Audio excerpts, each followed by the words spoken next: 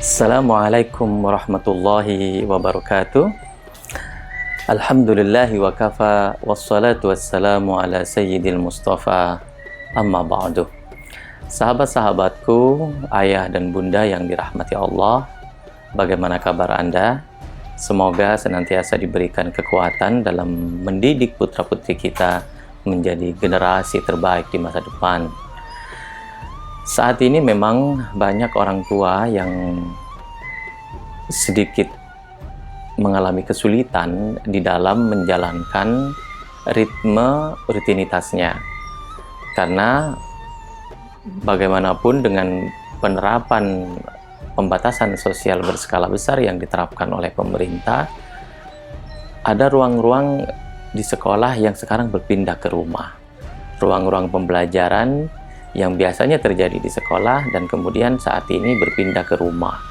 Yang ini salah satunya mengakibatkan banyak orang tua yang sedikit tidak siap dalam situasi seperti ini. Di satu sisi dia harus menyiapkan rutinitasnya sendiri, bekerja, kemudian menyiapkan kebutuhan buat keluarganya. Namun di sisi lain tiba-tiba dia menjadi guru dadakan. Guru yang tidak dipersiapkan dalam arti bagaimana mendampingi putra-putrinya belajar.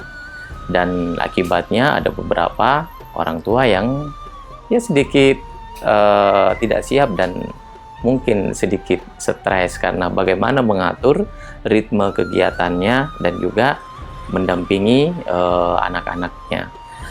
Nah, bagaimana kita menyiapkan ini semuanya? Salah satu yang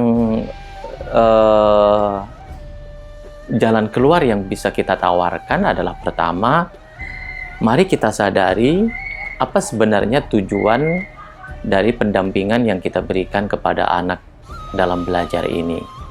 Tentu tak lain dan tak bukan adalah menyiapkan sedini mungkin putra-putri kita menjadi generasi terbaik.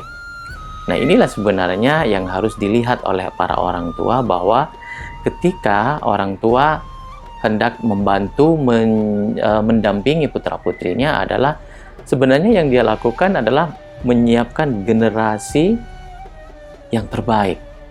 Tidak saja buat keluarganya, menjadi kebanggaan bagi keluarga, tapi sebenarnya putra-putri kita ini menjadi generasi terbaik buat bangsanya, buat agamanya. Nah, ini tidak main-main, ini pekerjaan yang sangat mulia dan sangat besar manfaatnya dan dampaknya. Jadi kalau hanya dilihat menyelesaikan tugas dari sekolah, itu tentu mungkin sangat kecil sekali. Tapi ketika dilihat jangka panjang, dilihat dampaknya jangka panjang buat putri-putri kita, tentu ini sesuatu yang sangat menggembirakan. Bagaimana para orang tua juga ikut berkontribusi melahirkan generasi-generasi terbaik. Salah satu ungkapan mengatakan, misalnya dalam konteks ibu sebagai madrasah yang utama, madrasatul ula, idza a'adattaha a'adatta sya'ban thayyiban.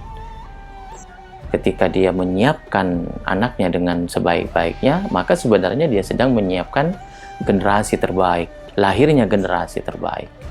Nah, kalau ini yang dilihat, maka lelah, kemudian stres itu tidak akan datang. Kenapa?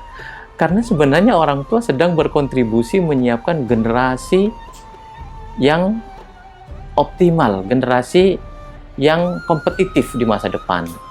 Nah, ini saya kira harus ada di benak setiap orang tua.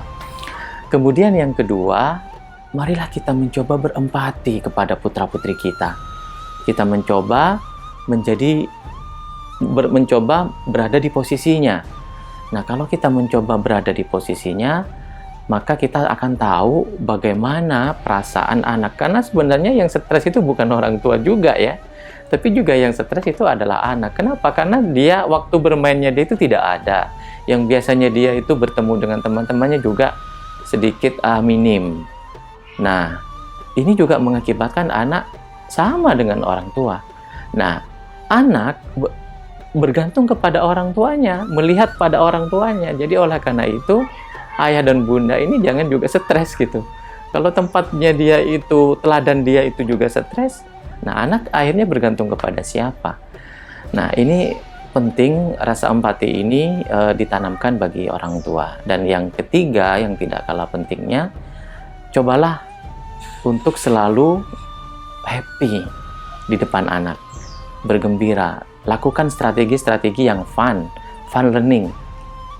Misalnya menemani anak ketika belajar, dan tentu konsultasi-konsultasi tetap harus dilakukan terhadap gurunya. Nah, 3 hal ini soal mengetahui gambaran besar apa yang dilakukan oleh orang tua, mendampingi anak belajar, kemudian mencoba berempati, dan yang ketiga tetap menggunakan pendekatan yang fun learning, pembelajaran yang menyenangkan bagi anak.